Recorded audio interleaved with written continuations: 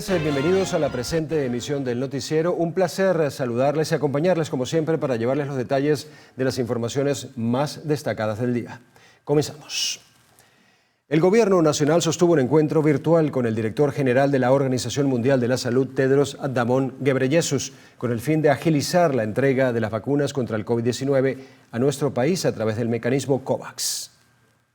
El presidente Nicolás Maduro dio a conocer la información a través de su cuenta en Twitter y agregó que Venezuela posee el capital para pagar unas 11 millones de dosis.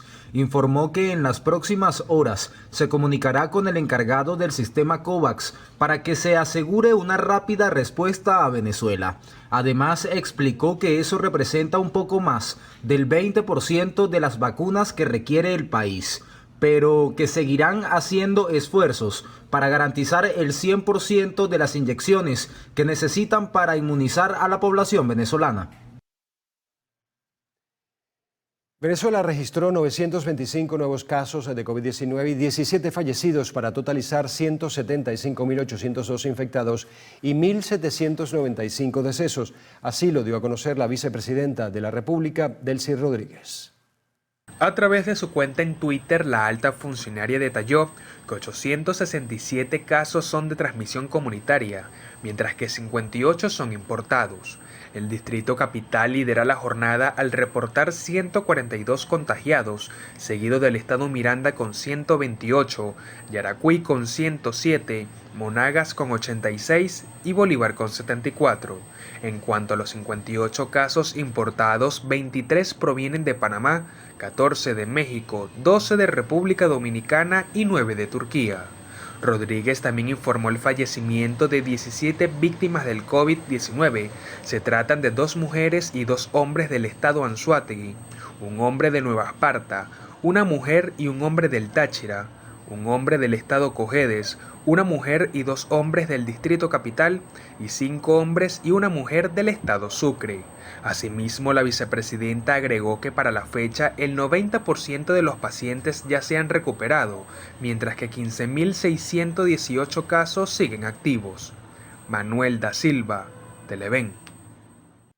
Este martes, funcionarios de salud de Estados Unidos recomendaron suspender el uso de la vacuna de Johnson & Johnson ante la preocupación por los casos de trombosis.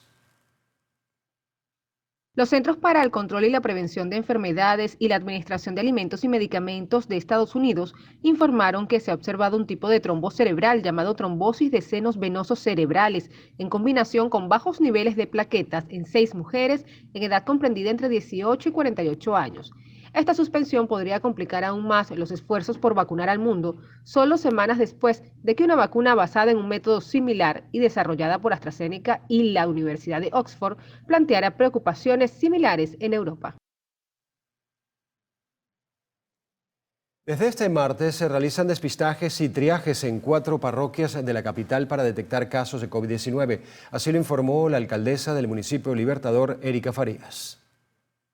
La alcaldesa indicó que fueron habilitados 41 consultorios entre las 4 parroquias seleccionadas para que aquellas personas que tengan algún síntoma asociado al coronavirus puedan realizarse la evaluación. Que a partir de mañana va a realizarse una acción en materia de despistaje y de triaje COVID en 4 parroquias de la ciudad, como son las parroquias Altagracia, la parroquia El Valle, la parroquia Coche y la parroquia Sucre.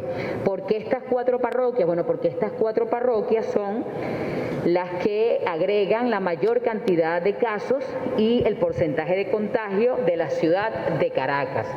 Asimismo, Farías detalló que en los hospitales Clínico Universitario, Pérez Carreño y José María Vargas se inició las jornadas de vacunación para los adultos mayores. Manuel da Silva, Televen. Cambiamos de tema. En España, la policía, en colaboración con la Dirección General de Tráfico, detuvo a más de 800 ciudadanos en el último año por poseer permisos venezolanos de conducir falsificados, listos para ser canjeados por permisos españoles. La operación Driver se desarrolló en 3 fases y llevó hasta la fecha la intervención de 807 permisos de conducir venezolanos falsificados y otros 296 españoles que ya habían sido canjeados. De acuerdo a los funcionarios españoles, el modus operandi consistía en que los detenidos contactaban por redes sociales a estos grupos criminales en Venezuela para obtener una falsificación del permiso legal y cancelaban unos $90 para recibir la licencia vía postal. En República Dominicana habilitaron este lunes 7 puntos de información y una plataforma virtual gratuita para brindar asesoría a los venezolanos que se encuentran en situación irregular en ese país. Estas oficinas son producto de la alianza entre la Organización Internacional para las Migraciones y 7 organizaciones de refugiados y migrantes venezolanos. Uno de los representantes de la oficina explicó que este proceso puede durar hasta un año y consta de 3 pasos. El primero es solicitar la prórroga de la estadía, que en la mayoría de los casos es de turista y está vencida. Después vendría la solicitud de visa y por último el permiso para residir en el país. Por su parte, el presidente electo de Ecuador, Guillermo Lasso, anunció que desde su gobierno promoverá una regularización amplia de la migración venezolana. Indicó que esta medida es a su vez una actuación humanitaria con los ciudadanos venezolanos que han llegado a su país desde el año 2016. Y defender el interés de los ecuatorianos implican 2 cosas. Defender la legalización de su presencia en los países en el exterior y segundo, la incorporación a la economía de esos países. Y si son 2 principios que yo defenderé a favor de los ecuatorianos, pues también los voy a respetar para los extranjeros que viven en el Ecuador, muy particularmente en el caso de los venezolanos. Y yo promoveré desde mi gobierno la regularización más amplia de aquellos venezolanos que están en el Ecuador. No podemos ser tan incoherentes de pedir un buen trato para los ecuatorianos que viven en el exterior y maltratar a los extranjeros que viven en el Ecuador. Lasso detalló que este proceso implica un mayor estrés para la economía, pero apelará al apoyo financiero internacional para que sean financiados los proyectos de regularización e incorporación en la economía. La Unión Interparlamentaria Mundial enviará una misión a Venezuela para constatar la situación de la Asamblea Nacional. Según el portavoz del organismo, Thomas Fitzsimons, la visita podría concretarse antes del 26 de mayo. El anuncio fue hecho luego que el presidente y el secretario general de la Unión Interparlamentaria Mundial, Duarte Pacheco y Martín Chungón, se reunieran en días pasados en Suiza con una delegación de la Asamblea Nacional de mayoría oficialista encabezada por Jorge Rodríguez. La intención es conocer de primera mano lo que ocurre dentro del Poder Legislativo Nacional e indagar sobre las denuncias de violaciones de derechos humanos contra diputados opositores electos en 2015. Y es que según un informe del Comité de Derechos Humanos de la UIP, la mayoría de estos diputados habían sido objeto de ataques, amenazas, acoso o intimidación. Tanto Pacheco como Chungón también se reunieron con representantes de la oposición venezolana encabezados por Delsa Solórzano, aunque en este caso se realizó de forma virtual. Ante este panorama, Fitzsimons señaló que están preparando la misión y determinando de qué manera la Unión Interparlamentaria Mundial puede ser útil frente al conflicto venezolano. Uno de los criterios para la misión siempre fue que debía reunirse con todos los partidos políticos del gobierno y la oposición, explicó. Mardoley Prim, Televen. Por su parte, el ministro de Exteriores, Jorge Arriaza, exigió ante el Foro de Financiación del Desarrollo del Comité Económico y Social de Naciones Unidas un tratamiento justo, especial y diferenciado para las naciones en desarrollo.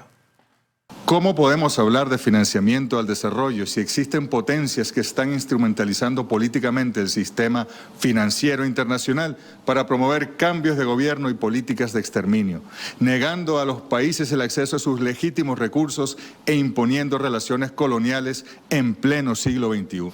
La República Bolivariana de Venezuela ratifica el derecho de los países en desarrollo a recibir un tratamiento justo, especial y diferenciado, y rechaza enérgicamente cualquier medida orientada a limitar sus capacidades financieras.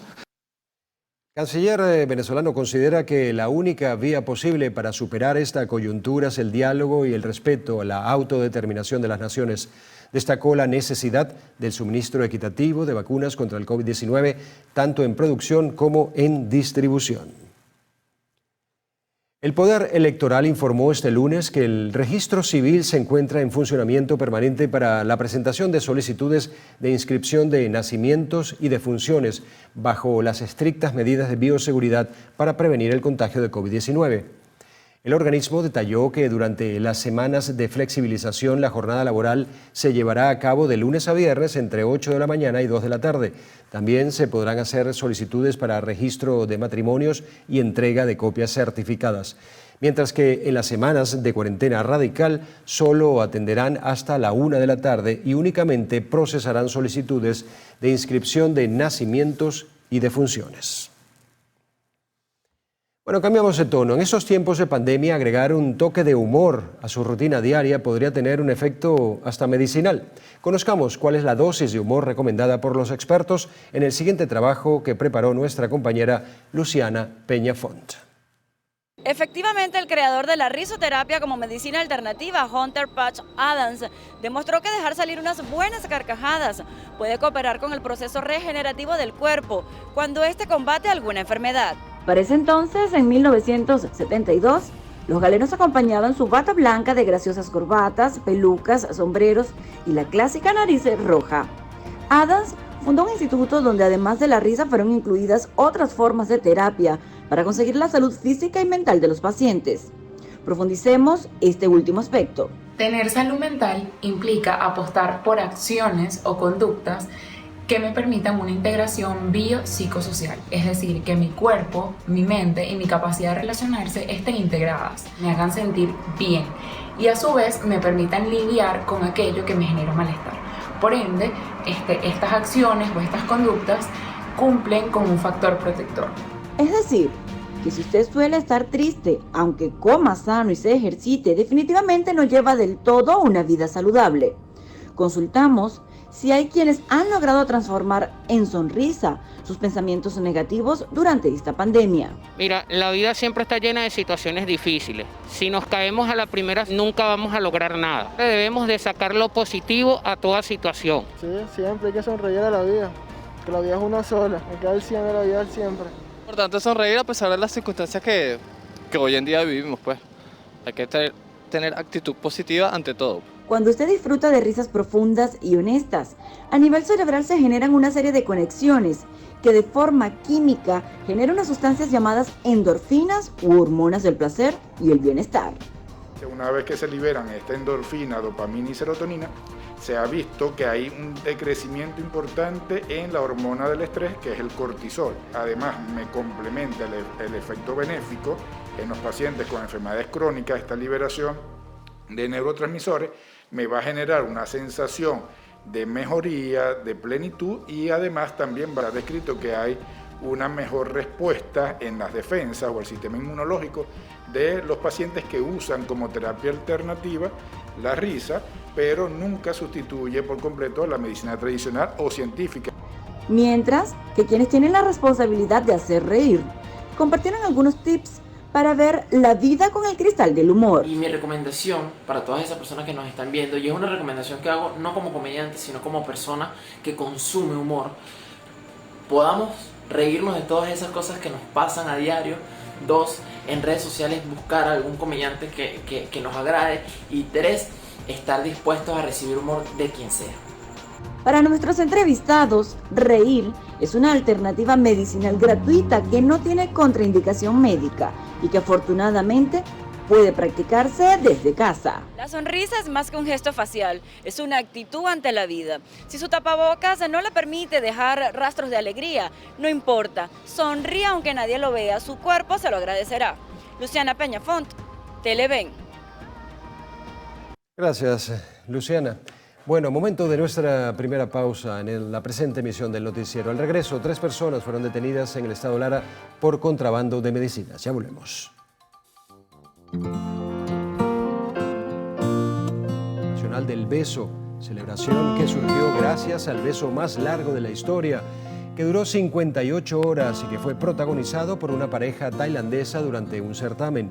Esta antigua práctica representa un excelente ejercicio que ayuda a quemar calorías, puede ayudar a fortalecer el sistema inmunológico, además de crear vínculos afectivos.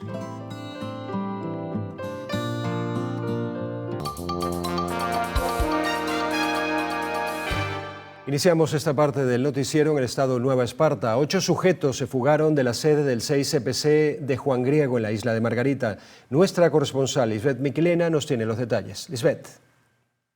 La madrugada de este lunes 12 de abril, 8 detenidos por homicidios se escaparon del Centro de Detención Preventiva del Cuerpo de Investigaciones Científicas Penales y Criminalísticas, ubicada en Juan Griego, municipio marcano del estado Nueva Esparta. Aún se desconocen los detalles de cómo se ejecutó la fuga. Se conoció que ya los cuerpos policiales están activos en la búsqueda de este grupo de hombres calificados como peligrosos.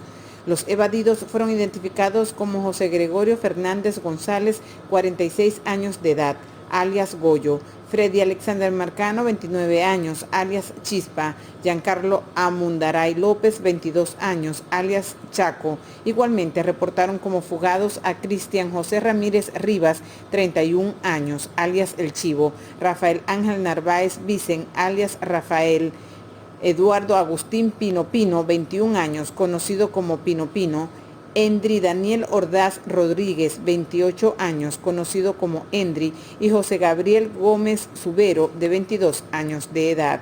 Desde la isla de Margarita, Lisbeth Miquilena, Televen. Y en el estado Lara, 3 hombres fueron detenidos por contrabando agravado de medicina institucional y mercancía seca proveniente de Colombia. Todo valorado en unos $20.000. Juan Manuel Oviedo con los detalles. Los sujetos pertenecientes al grupo estructurado de delincuencia organizada, denominado Los Caracas, fueron aprehendidos por funcionarios de la Guardia Nacional Bolivariana en el puesto Atención Ciudadana, ubicado en la población de La Pastora, en la ciudad de Carora. Al momento de la revisión vehicular, los castrenses hallaron 25 bultos de todo tipo de medicamentos de uso institucional en la vecina Colombia, ingresados al país sin ningún tipo de permiso sanitario ni control aduanero, así como 14 bultos de mercancía seca, los cuales serían comercializados en el centro del país. La Fiscalía Cuarta del Ministerio Público será quien lleve a cabo las investigaciones. En Lara, Juan Manuel Oviedo, Televen. Nos centramos ahora en el estado Bolívar, donde fue desmantelada una toma clandestina de combustible a orillas del río Orinoco por efectivos de la Guardia Nacional durante un operativo rutinario. Nuestra compañera Marianis Armas nos tiene los detalles. Gracias por el contacto. Y efectivamente el procedimiento se llevó a cabo por parte de los funcionarios de la Guardia Nacional Bolivariana, quienes se percataron de una toma clandestina de combustible. Dicha información fue confirmada por el comandante de la zona número 62 del estado Bolívar, Adolfo Rodríguez Cepeda, quien indicó que los militares del destacamento número 625 en sus labores de vigilancia y patrullaje se percataron de dicha toma en el poliducto que comprende los municipios Caroní del estado Bolívar e Independencia del estado Anzoátegui. En el procedimiento se incautaron 3.520 litros de combustible, 60 metros de manguera plástica de 1 pulgada color negro, un tanque plástico color azul con capacidad de 2.000 litros y 49 tambores vacíos. Este procedimiento ya fue notificado al Ministerio Público, mientras los efectivos de la Guardia Nacional Bolivariana se mantendrán desplegados para combatir las mafias dedicadas al tráfico y contrabando de combustible. Este es el aporte que puedo ofrecerles a esta hora desde el estado Bolívar, y con esto regreso con ustedes a los estudios del noticiero Televen. Gracias, Marianis. En el Táchira siguen aumentando los casos de violencia contra niños y adolescentes. Una de las principales causas es el confinamiento prolongado que ha generado esta pandemia. Fabiola Niño nos amplía la información. Fabiola. La oficina del Instituto de la Mujer es donde se recibe la mayoría de las denuncias de violencia. Los casos cada semana aumentan, siendo el final de marzo e inicio del mes de abril los días con mayor número de reportes. En semanas de años anteriores se tomaba 1, 2 denuncias de niños violentados a la semana.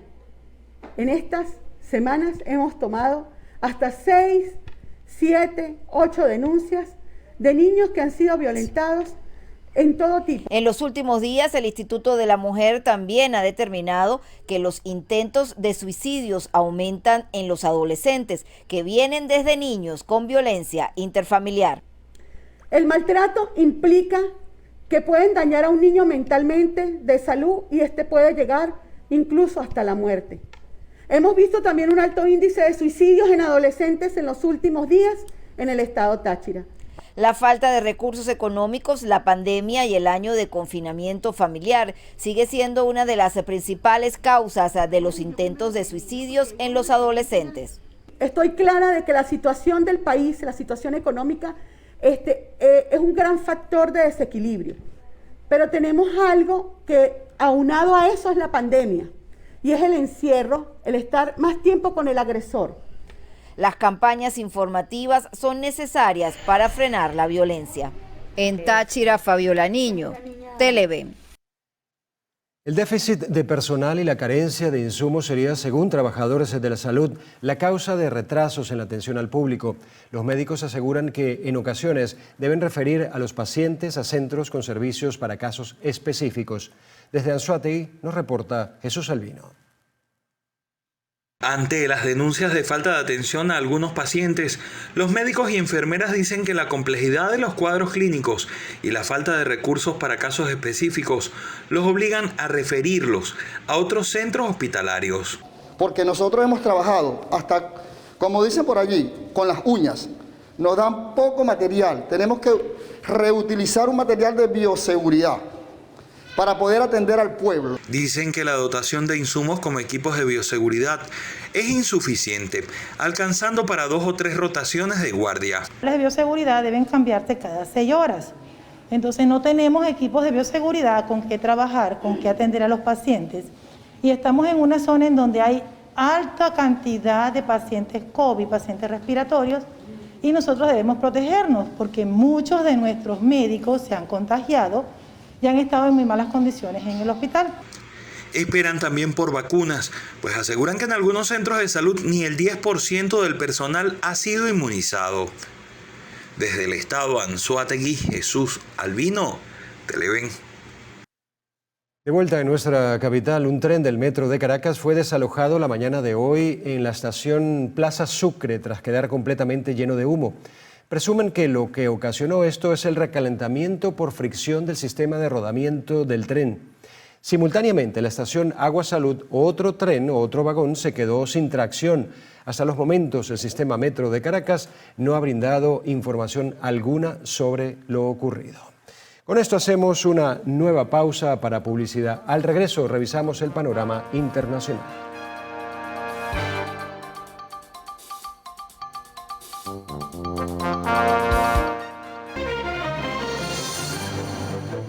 Iniciamos nuestro recorrido internacional en Francia, donde el gobierno decidió suspender hoy todos los vuelos desde Brasil para evitar la expansión de la variante P1 del COVID-19, considerada más contagiosa que la original. Tras conocerse esta información, el secretario nacional del Partido Comunista Francés, Fabien Roussel, solicitó que se tomen medidas de cierre de fronteras o de cuarentena estricta para las personas que provienen de países en donde hay una variante peligrosa, o al menos exigirles que se queden 15 días en un hotel tal y como lo hacen en otros países.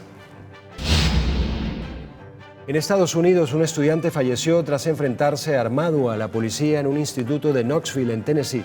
Según una nota oficial, los agentes acudieron al instituto Austin East Magnet después de que una llamada los alertara de la presencia de un sujeto posiblemente armado. Y al llegar, el joven se encontraba en los baños. Disparó cuando estos se aproximaron a detenerlo, provocando un intercambio donde cayó abatido. Este hecho se produce 4 días después de que el presidente Joe Biden presentara un conjunto de medidas para endurecer el control de la venta de material para fabricar en casa armas sin número de serie. Continuamos en Estados Unidos, donde centenares de manifestantes desafiaron la noche de este lunes el toque de queda impuesto por el gobernador de Minnesota en protesta por la muerte del joven afroamericano Daunte Wright durante un control policial este fin de semana. Los manifestantes se reunieron frente a la comisaría de policía de Brooklyn Center tras cumplirse el toque de queda y se registraron enfrentamientos entre manifestantes y agentes antidisturbios de la Policía Estatal de Minnesota. Según reportes, durante la movilización hubo detenciones y en paralelo a los enfrentamientos también hubo saqueo de comercios. En Perú, el recuento de los resultados de las elecciones presidenciales y del Congreso celebradas el domingo llegó a más del 95%, perfilando al izquierdista Pedro Castillo y a la derechista Keiko Fujimori como los probables candidatos a la segunda vuelta, según datos de la Oficina Nacional de Procesos Electorales. Con actas contabilizadas al 95,303%. El candidato Pedro Castillo cuenta con el 19,1% de los votos, seguido de Keiko Fujimori con el 13,33%, Rafael López Aliaga con 11,67%, Hernando de Soto con 11,65% y Johnny Lescano con el 9,10%. En cuanto a las elecciones al Congreso, el conteo provisional apunta a un poder legislativo muy fragmentado, polarizado y que tendrá dificultades para coordinarse entre las diferentes fuerzas políticas, ninguna de las cuales tendrá un gran peso en una Cámara compuesta por 130 diputados. En Japón, el primer ministro Suga anunció que han decidido verter al Pacífico el agua que se almacena en la accidentada central nuclear de Fukushima, tras tratarla para retirar la mayor parte de los elementos radiactivos. Además, calificó la medida de inevitable para el desmantelamiento de la central, así como la opción más realista de las disponibles. Esta medida está dirigida a resolver la acumulación de agua radiactiva en las instalaciones nucleares de la planta, uno de los problemas más acuciantes dentro del complejo. Pasamos a Rusia. Este martes, el secretario de la OTAN, Jens Stoltenberg, le solicitó a Moscú que retire las tropas concentradas en las fronteras de Ucrania antes de una reunión de emergencia de los ministros de Defensa y Relaciones Exteriores aliados. El secretario detalló que en las últimas semanas Rusia ha trasladado miles de tropas que se encuentran listas para el combate en la frontera con Ucrania, lo que ha causado gran preocupación en Occidente. La madrugada de este martes, el volcán La Soufrière, ubicado en el noreste de San Vicente y las Granadinas, registró una enorme erupción que lanzó una columna de humo de unos 17 kilómetros de altura. De acuerdo al Centro de Investigación Sísmica de la Universidad de las Indias Occidentales, que monitorea el volcán, esta explosión trajo la caída de flujos piroclásticos conocidos como una mezcla de ceniza, fragmentos de piedra y gas. Hasta el momento, las autoridades no han reportado heridos o fallecidos por esta nueva gran explosión. Tras la erupción del volcán, San Vicente recibió 20 toneladas de ayuda humanitaria por parte de Venezuela. La delegación humanitaria, compuesta por 68 mujeres y 68 mujeres y hombres, llevaron al lugar alimentos, agua potable y otros insumos.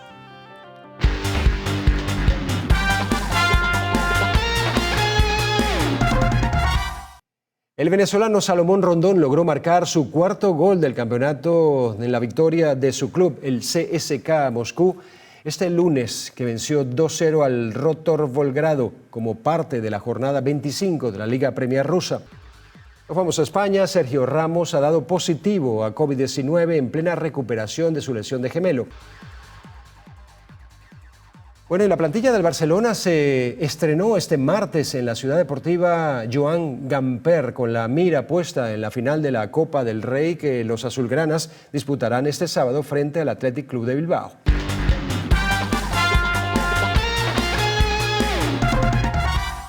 Momento de una nueva pausa. Para publicidad al regreso, más información.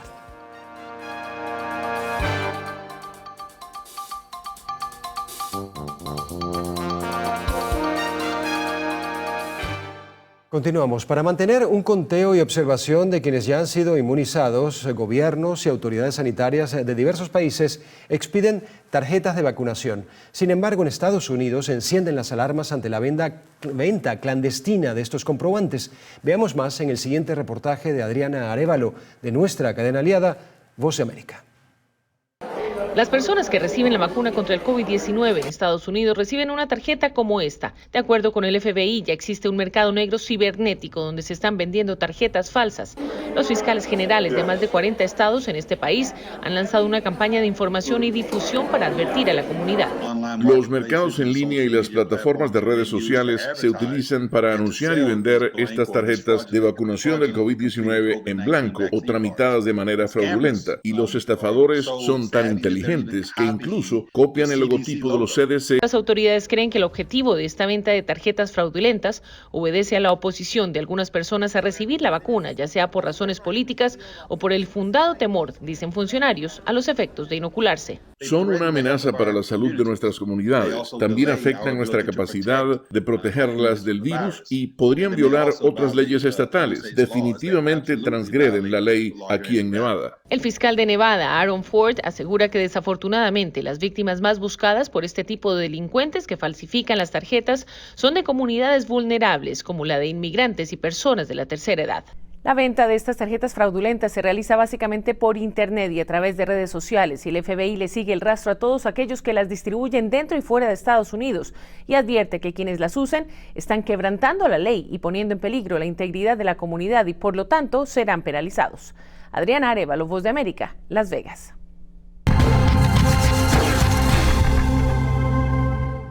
De vuelta en nuestro país, el Hospital Pedro del Corral en Tucupido, estado Guárico, fue puesto en funcionamiento luego de culminada su rehabilitación total para estar operativo las 24 horas del día.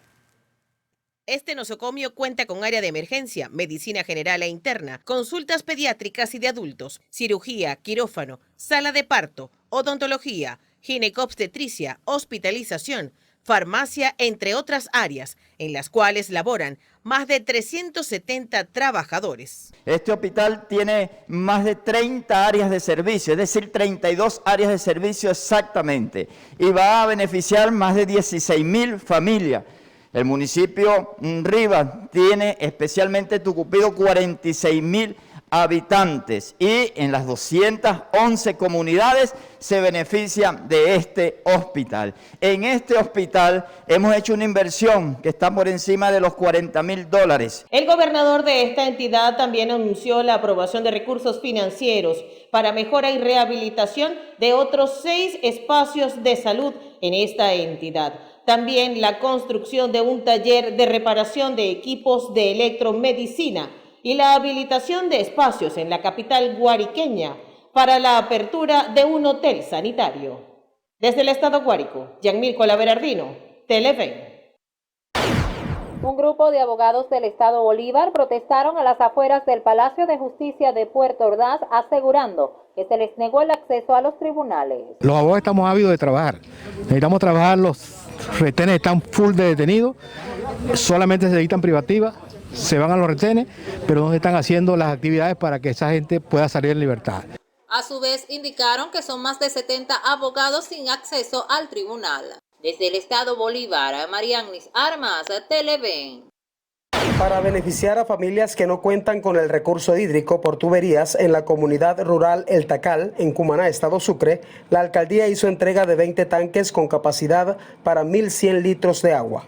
Una iniciativa que hemos tomado con la finalidad de llegar a la zona más accidentada de nuestro municipio, donde evidentemente hay problemas para el almacenamiento de agua. La inversión es de 8.000 millones de bolívares y con ello esperan atender las zonas rurales de las parroquias Ayacucho, San Juan de Macarapana, Santa Inés, Raúl Leoni y Gran Mariscal. Desde el estado Sucre, Javier Ramos, Televen. El alcalde de Valencia, Alejandro Marbés, supervisó los trabajos de rehabilitación del CDI Las Flores en el sector El Paito, el tercero de 10 centros que asegura serán restaurados durante el primer semestre del año. Aquí estamos recuperando este CDI como lo venimos haciendo con los 10 primeros CDI, son 10 primeros CDI que vamos a estar recuperando en este semestre, que estos espacios se conviertan en espacios de vida, se conviertan en espacios para atender a nuestra gente. Marbés destacó que el CDI Las Flores atiende a más de 1.200 personas de las 30.000 que aproximadamente reciben estos centros de salud semanalmente en todo el municipio. En este momento de pandemia, en estos momentos de tanta necesidad para nuestra gente, poder recuperar estos espacios donde se atienden en 17 CDI que tiene la ciudad de Valencia, se atienden 30.000 pacientes diarios. Por último, el titular por Valencia afirmó que durante el segundo semestre del año serán abordados para su rehabilitación los 7 centros diagnósticos restantes que hay en el municipio. Desde el estado Carabobo Andino, Ignacio Yaguare, Televen. Ante el repunte de casos de COVID en la zona sur del estado Anzoátegui, este lunes autoridades civiles, militares y policiales desplegaron un operativo de desinfección en las zonas más críticas. Nos encontramos ahorita con el equipo de desinfección para desinfectar las avenidas principales donde más transita nuestra gente, el CDI, el hospital, el mercado, los ambulatorios. El mandatario local indicó que estas jornadas de desinfección también las realizarán en horas nocturnas, en especial en las zonas comerciales. Desde la zona sur del estado Anzoátegui, Susana Quijada, Televen.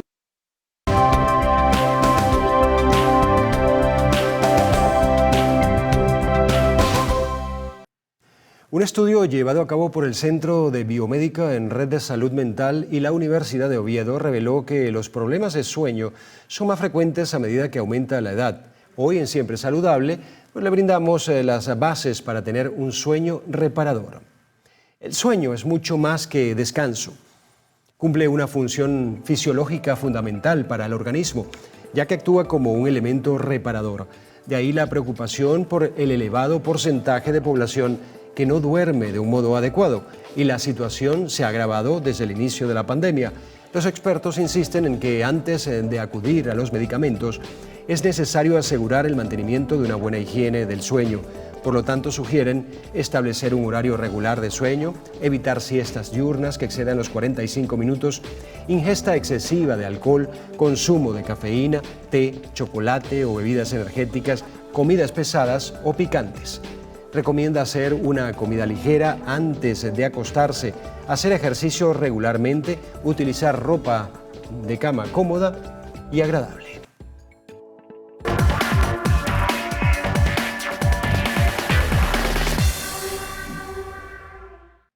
La empresa Atroscale ha dado un paso adelante y parece tener una curiosa idea de cómo tratar el problema de la basura espacial que cada vez se hace más notorio. Su próxima misión lleva por nombre ELSA-D y esperan que culmine a finales de octubre de este año. Para ponerse a prueba, esta nave llevará consigo un potente imán que actuará a modo de anclaje y un satélite de prueba.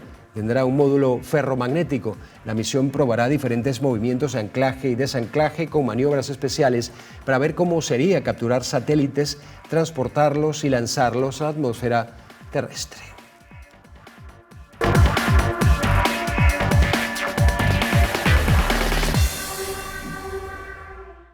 Con esto hacemos una nueva pausa. Al regreso, lo mejor del entretenimiento y la farándula en lo actual.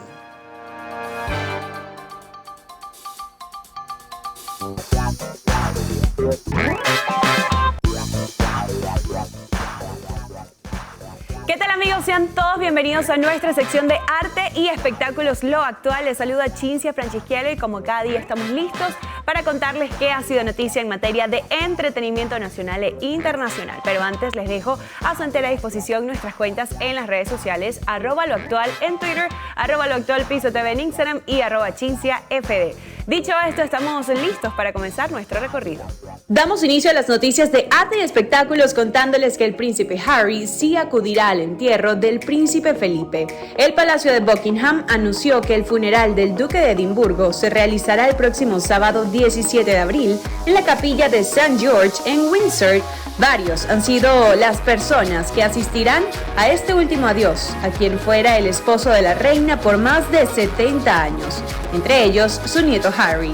El duque de Sussex asistirá a la ceremonia sin su esposa, la americana Meghan Markle, quien alegó que no estaría presente por su embarazo.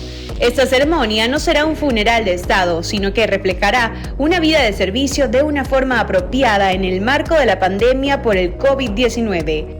Cabe destacar que Su Alteza Real, el Príncipe Felipe, será enterrado en la cripta real de la capilla de St. George. Avanzamos con más noticias relacionadas y es que los actores de The Crown se despidieron del Duque de Edimburgo.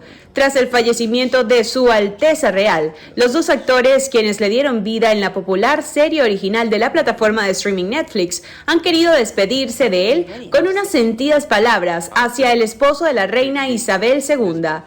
Tobias Menzies, quien lo ha encarnado en las dos últimas temporadas, tomó prestadas algunas palabras de Shakespeare para lamentar la muerte del duque de Edimburgo, y siguiendo los pasos de Menzies, el actor Matt Smith, quien lo interpretó en las primeras temporadas, también tuvo unas palabras con el príncipe Felipe y lamentó su partida. Seguimos hablando de intérpretes, pues Phoebe Waller-Bridge se une a Harrison Ford en Indiana Jones 5. La actriz, creadora de la serie Fleabag, protagonizará junto a Ford la nueva aventura del arqueólogo Indiana Jones, que llegará a cartelera en 2022.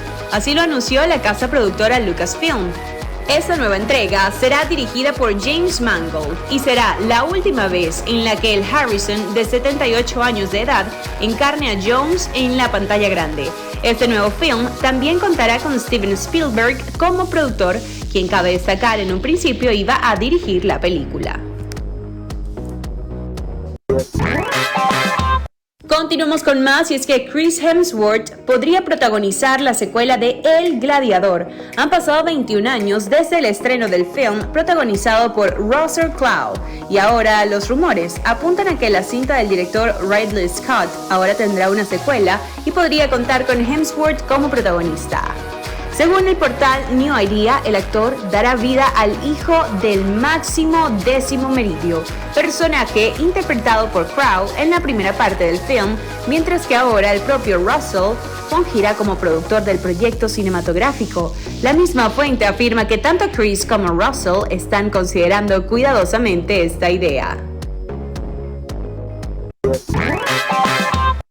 Pasamos a noticias sobre el séptimo arte, y es que películas de Spider-Man se podrán ver en Netflix después de su estreno en cines. El coloso del streaming ahora ha apostado por los títulos de Sony Pictures para 2022 y ha llegado a un acuerdo con la compañía para que cintas como la saga del Hombre Arácnido, Uncharted o Morbius se vean en la plataforma digital. Según el portal The Hollywood Reporter, el acuerdo de 5 años de duración entrará en vigor a partir del 2022 e incluirá films de sagas como Jumanji o Bad Boys. La publicación destaca que Spider-Man No Way y Venom Let There Be Carnage se estrenarán en 2021, por lo que no entran en este acuerdo, pero sí los próximos estrenos de estas franquicias. Seguimos con noticias en materia cinematográfica y ahora les contamos que Marvel publicó el último tráiler de Black Widow. Pocos días después de haber dado la fecha de su estreno, la esperada cinta, que se centra en el personaje interpretado por Scarlett Johansson en el universo Marvel, dio a conocer un nuevo avance. La película se estrenará el 9 de julio de 2021 en simultáneo en salas de cine y por Disney Plus por un valor adicional a la suscripción. La trama del film gira en torno a la vida de Natasha Romanoff, a quien el público vio morir en la exitosa cinta de Avengers Endgame. Según el tráiler, la película abordará hechos del pasado de la Viuda Negra, incluso antes de ser una vengadora. Amigos, y de esta manera llegamos al final de nuestro recorrido por lo más destacado en materia de entretenimiento del día de hoy. Gracias por acompañarnos y será hasta la próxima. Con esto llegamos al final de la presente emisión del noticiero. Como siempre, ha sido un placer acompañarles. Así que con esto nos despedimos y, como corresponde, nos ponemos nuestro tapabocas. Yo lo tengo por aquí, muy bien. Y les deseamos un feliz día. Hasta mañana.